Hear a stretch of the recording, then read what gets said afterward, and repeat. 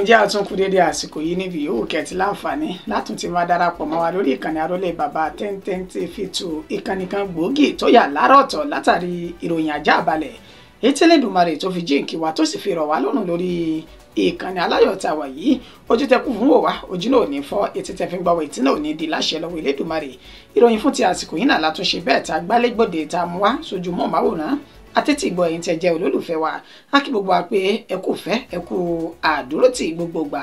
Elédùmarè yóò máa jó nídúró oníkúlùkù wa orúkọ oníròyìn kò yí padà o àyànfẹ́ Elédùmarè ló kọ tèmi jẹ́ ẹ gbọ́ kókó tí ń bẹ nínú ìròyìn ṣáájú ẹ̀kúnrẹ́rẹ́ rẹ̀ báyìí. ẹ ṣeun o mo dúpẹ́ púpọ̀ fún yín lórí àtìlẹ́yìn tẹ́ ẹ ṣe fún mi látàrí àbádòfin owó orí tuntun èyí tẹ́ ẹ ṣe bẹ́ẹ̀ tẹ́ ẹ gbà wọlé Ààrẹ Bọ́lá Ahmed Tinubu lókè àwọn gómìnà ní ìpínlẹ̀ yìí.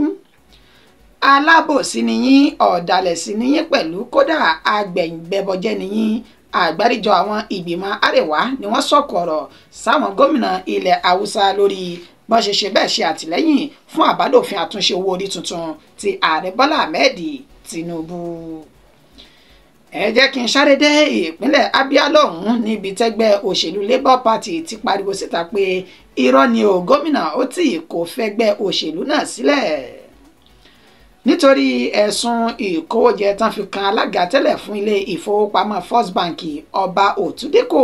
níṣe ni bàbá ti gbọ̀nà ẹ̀bùrú báyìí tó ti jápa kúrò ní orílẹ̀-èdè Nàìjíríà ṣáájú àkókò ìgbẹ́jọ́ rẹ̀. Òkùnkùn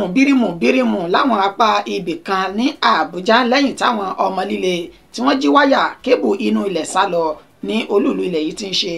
Àbújá. Àwọn agbébọn mà ti jí ìyàwó òṣìṣẹ́ fẹ̀yìntì tó jẹ́ ọ̀gá àgbà ọlọ́pàá orílẹ̀-èdè Nàìjíríà gbé ní ìpínlẹ̀ Ògùn báyìí. Àwọn ọmọ oníjìbìtì orí ayélujára yahoo ni wọ́n ṣe bẹ́ẹ̀ yìnbọn pa ọ̀kan lára àjọ EFCC ní ìpínlẹ̀ Anambra nígbàtí ọ̀kan tó kù tó farapa yamayama látàrí ìkọlù tájọṣe síra wọn. Kò dín ní ènìyàn 5 tó ti ṣe bẹ́ẹ̀ jáde láyé ní ìpínlẹ̀ Ondo báyìí látàrí ìkọlù àwọn ọmọ gànfẹ́ tí wọ́n ń jà sí ilẹ̀ ní ìpínlẹ̀ ọ̀hún. Àwọn ọ̀dọ́langba 5 lu arákùnrin kan pa ní ìpínlẹ̀ Gombe lásìkò ayẹyẹ ìgbéyàwó. Ìdùnnú ṣe bẹ́ẹ̀ ṣubú láyọ̀ àwọn mọ̀lẹ́bí tí wọn kò dín ní 18 kan lẹ́yìn táwọn ọmọ ogun lè ṣe bẹ́ẹ̀ dóòlà ẹ̀mí àwọn ènìyàn wọn kúrò lákàtà àwọn agbésùmọ̀mí ní ìpínlẹ̀ 3 ọ̀tọ̀ọ̀tọ̀. ẹja máa mú ròyìn náà wá lẹ́kùnrẹ́rẹ́ báyìí. ẹ ṣeun mo dúpẹ́ púpọ̀ fún yín lórí àtìlẹ́yìn tẹ́ ẹ ṣe fún mi látàrí àbádòfin owó orí tuntun èyí tẹ́ ṣe bẹ́ẹ̀ tẹ́ gbà wọlé Ààrẹ Bọ́lá Ahmed Tinubu lókè àwọn gómìnà káàkiri orílẹ̀-èdè Nàìjíríà bẹ́ẹ̀ bá gbàgbé bá ṣe mú ìròyìn náà wá ṣáájú wípé àgbáríjọ àwọn gómìnà ní orílẹ̀-èdè Nàìjíríà èyàn Nigeria Governors Forum ni wọ́n ti ṣe bẹ́ẹ̀ ṣe àtìlẹ́yìn fún Ààrẹ Bọ́lá Ahmed Tinubu látàrí àtúnṣe owó orí tuntun èyí tó ti wà lóde láti bí oṣù mélòó kan sẹ́yìn báyìí níbi tí ó ti ń dárìn ìrìn káàkiri wàyí o ní ọjọ́ 16 inú oṣù kìíní tá ń lò lọ́wọ́ yìí ó ní àgbáríjọ àwọn gómìnà káàkiri orígun mẹ́rẹ̀ẹ̀rin orílẹ̀-èdè Nàìjíríà ni wọ́n ṣe ìpàdé pẹ̀lú àwọn ìgbìmọ̀ tí wọ́n yàn kalẹ̀ láti ṣe àyẹ̀wò sí àtúnṣe àbádòfin owó orí tuntun ọ̀hún níbi tí ẹni tó jẹ́ alága fún àwọn gómìnà ọ̀hún Eyín Abdulrahman Abdulrasaq gómìnà ti ìpínlẹ̀ Kwara tó ti ní lẹ́yìn tí àwọn ṣe bẹ́ẹ̀ ṣe àyẹ̀wò àbádòfin ọ̀hún dáadáa táwọn sì gbé yẹ̀wò fínífíní àwọn ṣe bẹ́ẹ̀ ṣe àtìlẹ́yìn àwọn sì ṣègbè fún Ààrẹ Bọ́lá Ahmed Tinubu lórí àtúnṣe owó orí tuntun ọ̀hún àmọ́ ṣá wọ́n ní àwọn kò faramọ́ àbádòfin èyí tó ní ṣe pẹ̀lú fáàtì nípa pé àwọn yóò tún jọ yẹ èyí yẹ̀wò àwọn ò sì tí ì ṣe bẹ́ẹ̀ gbà wọlé lẹ́yìn gbogbo eléyìí níṣe ni Ààrẹ Bọ́lá Ahmed Tinubu ló wá ṣe bẹ́ẹ̀ lu àwọn gómìnà náà tó lù wọ́n lọ́gọ̀ ẹnu lórí àtìlẹ́yìn tí wọ́n ṣe látẹnẹni tó jẹ́ olùdámọ̀ràn pàtàkì fún lórí ètò ìròyìn àti ìlànà àtẹ̀lé Báyọ̀ Ọ̀nànúgà ètò fi ìròyìn náà léde ó ní Ààrẹ Bọ́lá Ahmed Tinubu ló mọ̀ fi ohun ìdúpẹ́ ránṣẹ́ sí gbogbo àwọn gómìnà lórí bí wọ́n ṣe àtìlẹ́yìn fún ìṣọ̀kan láàrin àwọn olórí gbogbo tí ń bẹ ní orílẹ̀-èdè Nàìjíríà ó sọ mímọ̀ wípé wọn ò fi ti ẹ̀yà kankan àbí ẹlẹ́kùnjẹkùn ẹlẹ́yàmẹ̀yà bákan náà ẹlẹ́gbẹ́jẹgbẹ́ òṣèlú wọn ò fi ṣe tí wọ́n fi ṣe àtìlẹ́yìn láti lè jẹ́ kí ìdàgbàsókè àti ìmúgbòòrò ọrọ̀ ajé orílẹ̀-èdè Nàìjíríà kó tún ṣe bẹ́ẹ̀ múnádóko sí i. ó ní gbogbo eléyìí ó mọ̀mọ́ rírì rẹ̀ wọ́n sì mọ pàtàkì wọn. ẹ sì jẹ́ ká tó jọ máa fọwọ́sowọ́pọ̀ ká lè máa ní ìtẹ̀síwájú lórí ètò ọrọ̀ ajé àti ìdàgbàsókè tí yóò bó orílẹ̀-èdè Nàìjíríà tí ó fi wà ní ìfẹ̀gbẹ́kẹ̀gbẹ́ pẹ̀lú àwọn orílẹ̀-èdè àgbáyé gbogbo tí wọ́n ti ṣe bẹ́ẹ̀ làmìlaka. fídíò ọ̀hún ní ibi tí àwọn àgbáríjọ gómìnà tí wọ́n ti fẹnu kò lórí ọ̀rọ̀ náà ó ń bẹ ní ìtòsí wáyà yìí léyìí tá a ṣe àfihàn rẹ̀ fún yín tí ó máa jẹ́rìí máa jẹ́ mi sùn.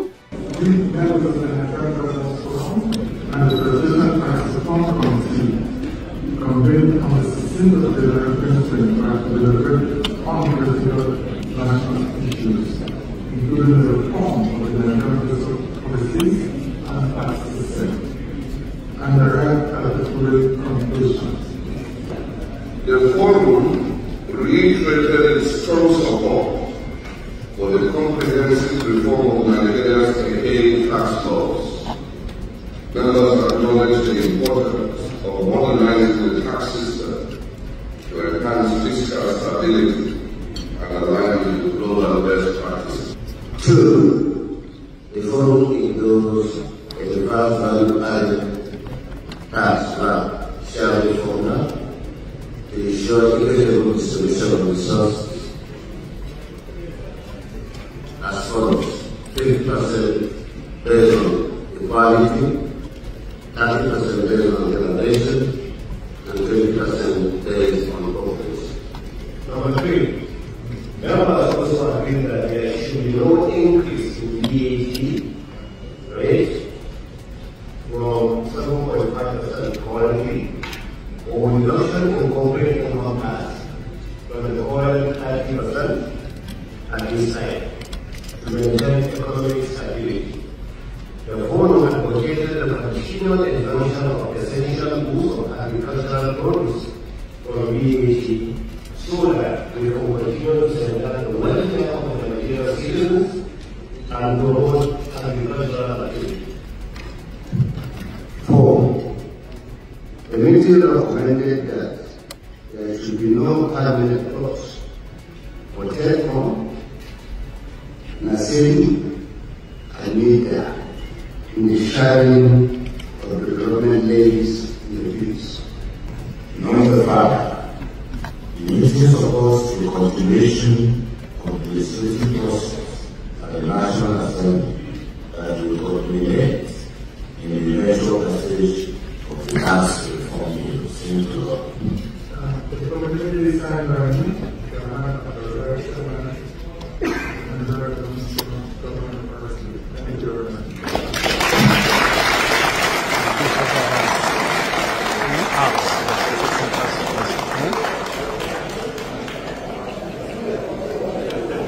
ẹ káàbọ̀ padà. alábòsí ni yín o, ọ̀dàlẹ̀ sí ni yín pẹ̀lú, kódà agbẹ̀yìn bẹ́bọjẹ́ ni yín. àgbáríjọ àwọn ìgbìmọ̀ àríwá ni wọ́n sọ̀kò ọ̀rọ̀ sáwọn gómìnà ilẹ̀ haúsá lórí pé wọ́n fara mọ́ àtúnṣe owó orí tuntun èyí tí ààrẹ Bọ́lá Ahmed Tinubu tó gbé kalẹ̀. The Arewa Youth Consultative Forum tí wọ́n jẹ́ àgbáríjọ títí àwọn ọ̀dọ́ langba ní ilẹ̀ haúsá ọ̀hún òní wọ́n mà ti sọ̀kò ọ̀rọ̀ sí àwọn gómìnà tí wọ́n sojú fún ilẹ̀ kọ̀ọ̀kan ní ilẹ̀ haúsá ọ̀hún lórí wọ́n ti ṣe bẹ́ẹ̀ ṣe ègbè àti àtìlẹ́yìn fún ààrẹ Bọ́lá Ahmed Tinubu lórí àtúnṣe owó orí tuntun ọ̀hún. ó sọ di mímọ̀ látẹnu ẹni tó jẹ́ olórí fún àwọn tó jẹ́ ààrẹ fún ẹgbẹ́ Arewa Youth náà Yerima Shettima níbi tó ti fi ohun náà tó ti fi léde ṣáájú ni àwọn àgbààgbà ilẹ̀ haúsá níbi tá a ti rẹ̀ tó jẹ́ igbákejì ààrẹ tẹ́lẹ̀ ní orílẹ̀-èdè Nàìjíríà Alhaji Atiku Abubakar tó tún jẹ́ olùdíje sí ipò ààrẹ nínú ẹgbẹ́ òṣèlú PDP tí wọ́n ti ṣe àtakò fún ààrẹ Bọ́lá Ahmed Tinubu lórí àtúnṣe owó orí tuntun ọ̀hún àti gómìnà ìpínlẹ̀ Borno Babagana Zulum tó fi mọ́ Aminu Tambuwa tó jẹ́ gómìnà tẹ́lẹ̀ ní ìpínlẹ̀ Sokoto àti àwọn èèyàn jàǹkànjàǹkàn ní ilẹ̀ haúsá Haúsá ọ̀hún tí wọ́n ti tako àbádòfin ààrẹ Bọ́lá Ahmed Tinubu lórí owó orí tuntun náà ní ọjọ́ 16 ó ní àwọn gómìnà káàkiri orílẹ̀-èdè Nàìjíríà ni wọ́n wá ṣe ìpàdé níbi tí wọ́n ti ṣe bẹ́ẹ̀ fi ẹnu kò wípé àwọn faramọ́ àbádòfin ti owó orí tuntun náà nígbà tí àwọn àrèwọ̀ ọ̀hún tí wọ́n yóò máa fèsì padà fún àwọn gómìnà tí wọ́n sojú fún wọn wọ́n sọ dímọ̀ wípé ẹlẹ́tàn nìyí bẹ́ẹ̀ ọ̀dàlẹ̀ balẹ̀ kú òun sì níyín pẹ̀lú ó ní ẹ kì í ṣe aṣojú rere fún wa rárá o torí wípé gbogbo wa lájọ sọ dímọ̀ wípé a kò ní faramọ́ ohun tó lè ṣe àkóbá fún ìdàgbàsókè gbogbo ilẹ̀ Haúsá ní pàtàkì jùlọ nípa ètò ọrọ̀ ajé àti ìmáyégbádùn àwọn ènìyàn bẹ̀ nípa ọrọ̀ ajé ètò ẹ̀kọ́ ètò ìlera àti oríṣiríṣi àwọn nǹkan míì látàrí pé àbádòfin ọ̀hún oní yóò ṣe àkóbá tó lámìlaka fún gbogbo àwọn nǹkan tí àwọn ti kà kalẹ̀ yìí oní sí ìyàlẹ́nu àwọn ǹjọ́ yẹ káwọn gómìnà kọ̀ọ̀kan ká tún wá lọ rèé ṣe bẹ́ẹ̀ gba àbádòfin ọ̀hún wọlé ó ní ìwà tẹ̀wù yìí ó ní ó ń ṣe àfihàn pé ọ̀dàlẹ̀ balẹ̀ kú nìyí a kò sì rí yín gẹ́gẹ́ bí aṣíwájú tòótọ́ tó fẹ́ràn àwọn ọmọlẹ́yìn wọn àwọn ẹgbẹ́ ọ̀hún láti ẹni ààrẹ wọn Yerima Shettima ó ní wọ́n máa sọ ọkọ̀ ọ̀rọ̀ sí àwọn ènìyàn tí àwọn gómìnà wọn ní ìlú ọ̀hún níbi tó ti sọ dímọ̀ wípé àtìmọ́rú èèyàn tẹ̀ jẹ́ báyìí o ẹ sì gbọ́dọ̀ tún èrò yẹn pa lórí àbádòfin tẹ́ ṣe bẹ́ẹ̀ tẹ́ gbà wọlé yìí torí wípé àkóbá ńlá ó lẹ ṣe bẹ́ẹ̀ tẹ́ gbà lọ sí ilẹ̀ Haúsá ọ̀hún torí pé àwọn òṣìṣẹ́ bẹ́ẹ̀ àwọn ò faramọ́ àbádòfin náà. ẹ jẹ́ kí n sáré ṣe bẹ́ẹ̀ dé ìpínlẹ̀ Abia báyìí níbi tẹ́gbẹ́ òṣèlú Labour Party yún LP tán ti fi gbé ta pé ẹni tó jẹ́ gómìnà látinú ẹgbẹ́ òṣèlú ọ̀hún yún Alex Otti ní ìpínlẹ̀ Abia ó ní kò mà ṣetán láti fi ẹgbẹ́ òṣèlú Labour Party sílẹ̀ lọ sínú ẹgbẹ́ òṣèlú APC lẹ́ni tí ó jẹ́ alukoro fẹ́gbẹ́ òṣèlú Labour Party jákèjádò lédè Nàìjíríà Obiora Uifo èyí tó fi ìròyìn náà léde lásìkò tó bá àwọn oníròyìn ní ìtàkùrọ̀sọ lánàá òde yìí níbi tó ti sọ di mímọ̀ wípé ṣe é rí awuyewuye ọ̀rọ̀ tó ti ń lọ káàkiri orí ayélujára nínú èyí tí wọ́n ti ń sọ di mímọ̀ wípé àwọn ẹgbẹ́ òṣèlú àwọn gómìnà 5 ọ̀tọ̀ọ̀tọ̀ tí wọ́n jẹ́ oní ìgbà àkọ́kọ́ lórí àléfà ni wọ́n ti sọ di mímọ̀ wípé wọ́n fẹ́ darapọ̀ mọ́ ẹgbẹ́ òṣèlú APC láti lè jẹ́ kí wọ́n jáwé olúborí ní ìgbà sáà wọn kejì nínú ibi tó ti dárúkọ gómìnà Peter Mbah ti ìpínlẹ̀ Enugu, Sheriff Oborevwori ti ìpínlẹ̀ Delta, Siminalayi Fubara ti ìpínlẹ̀ Rivers àti Umo Eno ti ìpínlẹ̀ Akwa Ibom. Ó ní àwọn márààrún àti Alex Otti Abia ó ní wọ́n sọ nímọ̀ pé wọ́n fẹ́ darapọ̀ mọ́ ẹgbẹ́ òṣèlú APC látàrí kan lè jáwé olúborí fún sáà ètò ìdìbò ẹlẹ́ẹ̀kejì tọdún 2027 àti ti ìjọba àpapọ̀. Ó ní gbogbo èyí tí wọ́n sọ yìí àhesọ ọ̀rọ̀ ni o, òun kò mọ̀ tàwọn márùn-ún tó kù, ṣùgbọ́n tó dùn lójú ni pé àwọn ti lọ bá Alex Otti ẹni tó jẹ́ gómìnà ìpínlẹ̀ Abia ní gbólóhùn ní ìbábà àti ìkọ̀kọ̀ nínú ètò tí fi ń dáwọn lójú pé ẹ jìnà sí àhesọ ọ̀rọ̀. Òun sì wà nínú ẹgbẹ́ òṣèlú Labour Party o, òun ò ṣetán láti kúrò nínú ẹgbẹ́ ọ̀hún lọ sínú ẹgbẹ́ kankan. Ó ní bó ṣe lè wù kí ẹgbẹ́ òṣèlú Labour Party kan máa ní ìdojúkọ láàrin ara wọn tó a sì jọ wà papọ̀ ní o, a ṣetán láti da ilẹ̀ ẹgbẹ́ ọ̀hún torí pé ẹgbẹ́ náà ló ṣe àtìlẹ́yìn fún òun. Ó ní irọ́ tó jìnnà sóòótọ́. Ó ní gbogbo àwọn ènìyàn tí wọ́n ń pariwo pé òun fẹ́ darapọ̀ mọ́ ẹgbẹ́ òṣèlú ọ̀hún o, nígbà tí Obiora tó sì fọ́ mẹ́wàá sọ̀yà pé ó dá mi lójú gbangbàgbà pé Otti ó sì wà pẹ̀lú wa títí láéláé. Nítorí ẹ̀sùn ìkówójẹ tán fi kan alága tẹ́lẹ̀ fún ilé ìfowópamọ́ First Bank Ọba Otideko níṣe ni bàbá ó ti ṣe bẹ́ẹ̀ gba ọ̀nà ẹ̀bùrú tó ti jápa kúrò ní orílẹ̀-èdè Nàìjíríà ṣáájú kí àkókò ìgbẹ́jọ́ rẹ̀ kó tó wáyé báyìí. Ẹni tó jẹ́ alága tẹ́lẹ̀ fún ilé ìfowópamọ́ First Bank yún Ọba Otideko ẹni ọdún 81 òní àmàtí ọbẹ̀ tó ti jápa kúrò ní orílẹ̀-èdè Nàìjíríà pẹ̀lú bí ó ṣe rin ọkọ̀ orí ilẹ̀ tí ó sì gbórí òfurufú rìn ní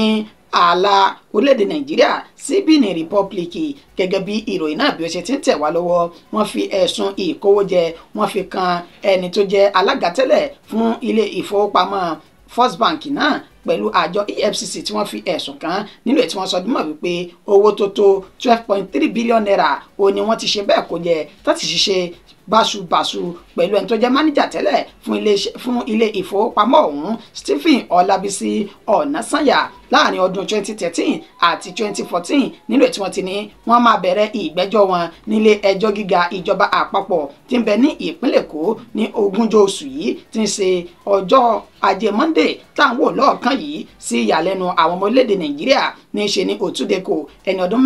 ọdún mọ́kànléní ọgọ́rin ọ̀hún lọ́mọ ti ṣe bẹ́ẹ̀ bá ẹsẹ̀ rẹ̀ sọ̀rọ̀ tó sì ti júbà ìwòrò kúrò ní orílẹ̀-èdè Nàìjíríà ṣáájú kí ìgbẹ́jọ́ rẹ̀ kó tó wáyé. Adájọ́ Chukwunjekwu Aneke òní wọ́n sọ dímọ̀ pé yóò máa rí sí ìgbẹ́jọ́ náà ṣùgbọ́n ìyàlẹ́nu ló jẹ́ fún àwọn ọmọ orílẹ̀-èdè Nàìjíríà nígbà tí wọ́n ṣe bẹ́ẹ̀ pé ẹ̀rọ ìbánisọ̀rọ̀ Òtúndéko tí wọ́n sì sọ dímọ̀ wípé ẹ̀rọ ìbánisọ̀rọ̀ rẹ̀ òní ó ti ṣe bẹ́ẹ̀ tó ti lù pa. Wọ́n fi àtẹ̀jíṣẹ́ ránṣẹ́ sí i lórí ìkànnì ayélujára WhatsApp níbi tí wọ́n ti ní àtẹ̀jíṣẹ́ náà mọ̀ dé ọ̀dọ̀ rẹ̀ ṣùgbọ́n kò fèsì. Wọ́n tún ṣe bẹ́ẹ̀ pé ẹni tó jẹ́ ọmọ Òtúndéko yìí kí ó lè tàn mọ́lẹ̀ sí ọ̀rọ̀ ọ̀hún ṣùgbọ́n tán ni òun náà kò gbé ẹ̀rọ ìbánisọ̀rọ̀ rẹ̀ láti bá àwọn oníròyìn sọ̀rọ̀. Wàyí o ìròyìn fi ìdí rẹ̀ múlẹ̀ wípé bàbá ẹni ọdún mọ́kànléní ọgọ́rin náà òun ló ti júbà ìwòrò sákò ní orílẹ̀-èdè Nàìjíríà látàrí ẹ̀sùn ìkówójẹ àti ṣíṣe owó báṣubàṣu èyí tán fi kàn án ṣáájú kí ìgbẹ́jọ́ rẹ̀ kó tó wáyé ní 20 oṣù yìí tó sì ti fi bẹ́ẹ̀ pé kójú má rí bí báyìí gbogbo ara náà ni oògùn rẹ̀. Òkùnkùn bírímù làwọn apá ibì kan ní olúùlú ilẹ̀ yìí ti ń ṣe Àbújá wà lẹ́yìn táwọn ọmọ líle tí wọ́n jí wáyà kébù inú ilẹ̀ sá lọ ní olúùlú ilẹ̀ yìí ti ń ṣe Àbújá. Àjọ tó ń rí sí gbígbéná wọlé ní ilẹ̀ yìí the Transmission Company of Nigeria TCN látẹnu ẹni tó jẹ́ alukoro fún àjọ ọ̀hún Ndidi Mba ó ní wọ́n fi ìdí ìròyìn náà múlẹ̀ nínú àlàyé tí wọ́n ṣe wípé àwọn apá ibìkan ní olúùlú ilẹ̀ yìí ti ń ṣe Àbújá ó ní wọ́n máa wà nínú òkùnkùn bírímù fáìmọye ọjọ́ tí wọn kò tí ì ṣe tí wọn ò sọ ìgbà tí wọn yóò ṣe àtúnṣe rẹ̀ látàrí wípé ní wọ́n ní àwọn ọmọ líle kan ó ní wọ́n ṣe bẹ́ẹ̀ wú inú ilẹ̀ tán sì lọ rèé jí kébù èyí tí ó ń gbé iná wọlé sí àwọn agbègbè tán pè ní Maitama, Wuse, Jabi,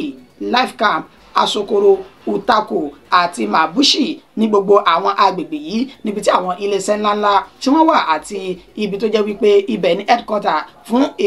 iléeṣẹ́ ètò ààbò ilẹ̀ yìí pẹ̀lú sẹkítẹ́rìàtì ní oríṣiríṣi ní àwọn agbègbè tí wọ́n kà kalẹ̀ yìí níbi tí wọ́n ti sọ mímọ̀ wípé àwọn ọmọ líle kan onámọ̀ jíwáyà ọ̀hún tí wọ́n ti jí kásá lọ báyìí àwọn akéde pé àwọn kéde pé ẹ má bínú o àtọrọ àforíjìn torí pé ní òkùnkùn bírímù ó ní ẹ yóò wà fún ìgbà díẹ̀ náà táwọn yóò fi wá ojútùú sí i ó ní àwọn tí wọ́n jẹ́ alátúnṣe ní iléeṣẹ́ àwọn ó ní wọ́n ti bẹ̀rẹ̀ sí ní wá ojútùú sí ìṣòro náà ṣùgbọ́n àwọn nílò láti kéde fún àwọn ènìyàn náà kí wọ́n lè mọ̀ wípé kì í ṣe pé àwọn làwọn dédé pa iná àwọn agbègbè yìí o bí kì í ṣe pé àwọn ọmọ líle tí ń bẹ ní orílẹ̀-èdè Nàìjíríà náà ti ṣe bẹ́ẹ̀ tú wáyà náà tí wọ́n ti ju sá lọ báyìí ní àwọn arọ gbogbo àwọn tí wọ́n jẹ́ ọmọ orílẹ̀-èdè yìí pé ẹ jẹ́ ká ya ikọ̀ ojú ní alákànfin sọrí tẹ́ ẹ bá kẹ́fìn àwọn ènìyàn tí wọ́n rin ìrìn fura ẹ tètè ké gbàjarè o kírú ìṣẹ̀lẹ̀ bẹ́ẹ̀ kó má bàa tún padà wá sáyé lásìkò yìí mọ́. Àwọn agbébọn náà máa ti ṣe bẹ́ẹ̀ jí ìyàwó òṣìṣẹ́ fẹ̀yìntì ọ̀gá àgbà ọlọ́pàá orílẹ̀-èdè Nàìjíríà gbé ní ìpínlẹ̀ Ògùn báyìí. Ìyàwó Assistant Inspector General of Police Akimu Odumosu ó ní wọ́n ti ṣe bẹ́ẹ̀ jí aya rẹ̀ arábìnrin Odumosu yìí tí wọ́n ti ṣe bẹ́ẹ̀ jí gbé wọ inú igbó sálọ báyìí ní agbègbè Arepo ní ìpínlẹ̀ Ògùn. Nínú àlàyé Ọmọlọ́lá Odùtọ́lá ó sọ di mímọ̀ fún àwọn oníròyìn wípé arábìnrin yìí tó jẹ́ ìyàwó ọ̀gá àgbà tó jẹ́ ọ̀gá àgbà ọlọ́pàá tẹ́lẹ̀ Assistant Inspector General of Police ó ní wọ́n ṣe bẹ́ẹ̀ tí wọ́n jí gbé lásìkò tó fẹ́ wọ inú ilé rẹ̀ táwọn agbébọn tí wọ́n tó mẹ́rin tó sì dá nǹkan bojú pẹ̀lú ìbọn líle ọwọ́ wọn náà bẹ̀rẹ̀ sí ní yìnbọn náà ní takòtakò tí wọ́n sì sọ di mímọ̀ wípé wọ́n já arábìnrin náà kalẹ̀ nínú ọkọ̀ jíìpù Lexus rẹ̀ nílò tí wọ́n sì kó wọnú ọkọ̀ míì tó sì wọ ọkọ̀ ń wọ inú gbósálọ lásìkò tí a fi ń kóròyìn jọ Ọmọlọ́lá Odùtọ́lá ní gbogbo akitiyan láti dóòlà ẹ̀mí arábìnrin ọ̀hún kí ó lè padà wá ní àyè àti àlàáfíà wọn làwọn ti bẹ̀rẹ̀ o pẹ̀lú bí àwọn ṣe ti ṣe bẹ́ẹ̀ kó àwọn agbófinró sí ìta báyìí nínú ibi tí wọ́n ti ń dọdẹ àwọn ènìyàn náà káàkiri kọ̀rọ̀kọ́ndù ìpínlẹ̀ Ògùn. Báyìí àwọn olùgbé agbègbè Arepo ọ̀hún náà ti wá fi gbé ta báyìí nílé tí wọ́n ti sọ dímọ̀ wípé ètò ààbò orílẹ̀-èdè Nàìjíríà mọ̀ ti mẹ́ẹ̀ o nígbà tí wọ́n bá lè jí ẹni tó jẹ́ ọ̀gá àgbà ìyàwó ọ̀gá àgbà pátá fún àwọn agbófinró tẹ́lẹ̀ ní orílẹ̀-èdè Nàìjíríà tán jí gbé wọnú igbó sá lọ kí wá ní àwọn táwọn ò jẹ́ nǹkan kan ní orílẹ̀-èdè yìí bólẹ̀mí àwọn ṣe wá dé àfi k'Elédùmarè kó máa sọ gbogbo wa káàkiri ibi yòówù ká lè wà ní orílẹ̀-èdè Nàìjíríà. Àwọn ọmọ oníjìbìtì orí ayélujára yahoo kan ni wọ́n ti ṣe bẹ́ẹ̀ yìnbọn pa ọ̀kan lára àjọ EFCC ní ìpínlẹ̀ Anambra lásìkò tí àwọn àjọ náà tí wọ́n lọ ṣe ìkọlù sí àwọn ọmọ yahoo. Economic and Finance Crimes Commission ní ìpínlẹ̀ Anambra ó ní ọ̀kan láàrin wọn ti ṣe bẹ́ẹ̀ gbèkúrú jẹ lọ́wọ́ ẹbọra báyìí nígbà tí ọ̀kan bẹ ní ilé ìwòsàn lẹ́sẹ̀ kan ayé ẹsẹ̀ kan ọ̀run gẹ́gẹ́ bí àlàyé tó tún kù Nkega alukoro iléeṣẹ́ ọlọ́pàá ìpínlẹ̀ Anambra ó sọ dímọ̀ wípé àwọn àjọ EFCC ọ̀hún ó ní wọ́n gbéra láti olúùlú iléeṣẹ́ wọn tí ń bẹ ní Enugu nínú èyí tí wọ́n ti wá ṣe ìkọlù sí àwọn ọmọ yahoo orí ayélujára látàrí ẹ̀sùn pé wọ́n lu jìbìtì orí ayélujára náà lásìkò tí wọ́n ṣe ìkọlù ọ̀hún níṣẹ́ náà sọ dímọ̀ pé àwọn ọmọ yahoo ọ̀hún náà kó ìbọn jáde tó sì bẹ̀rẹ̀ sí ní yìnbọn lu àwọn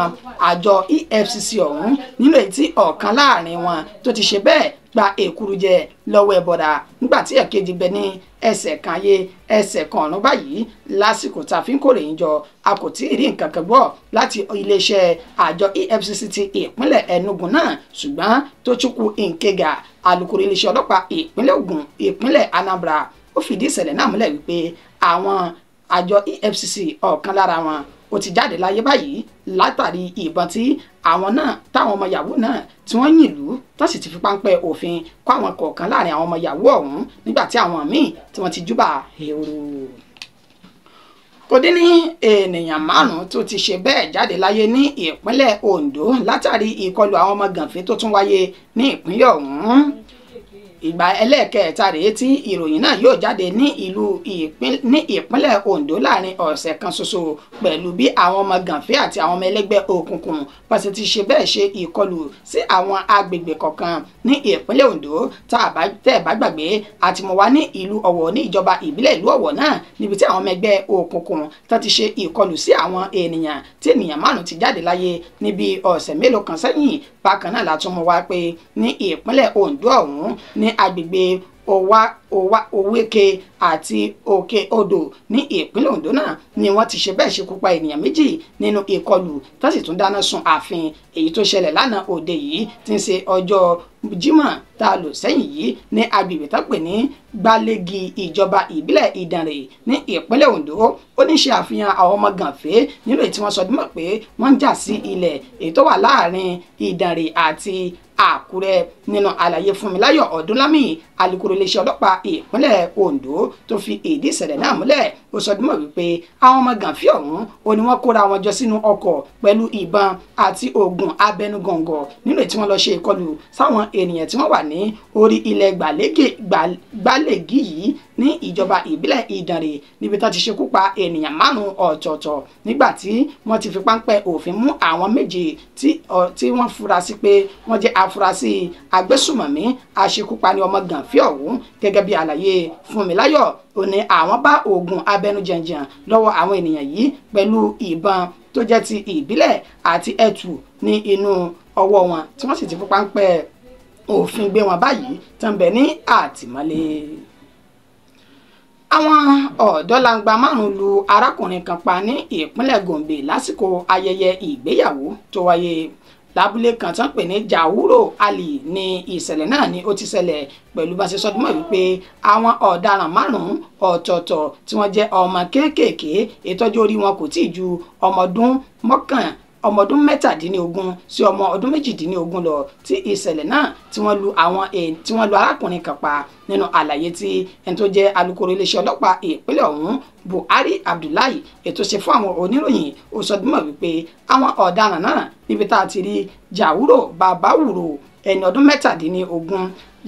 Yaji Bello ẹni ọdún 16 Bifaji Adamu ẹni ọdún 16 bákan náà tó fi mọ́ Babangida Doti ẹni ọdún 18 àti Yaya Bapati ẹni ọdún 17 náà ṣe bẹ́ẹ̀ lu arákùnrin kan pa lásìkò tí ayẹyẹ ètò ìgbéyàwó kan tó ń lọ lọ́wọ́ ní abúlé ọ̀hún níbi tí èdè àìyedè tó ti bẹ́ sílẹ̀ láàrin àwọn ènìyàn náà látàrí pé wọ́n jà sí oúnjẹ tí wọ́n pín ní àsìkò tí ayẹyẹ ìgbéyàwó náà ti ń lọ lọ́wọ́. ẹni tó jẹ́ bàbá olóògbé ọ̀hún olómú ọ̀rọ̀ náà tọ̀ àwọn agbófinró lọ tó ní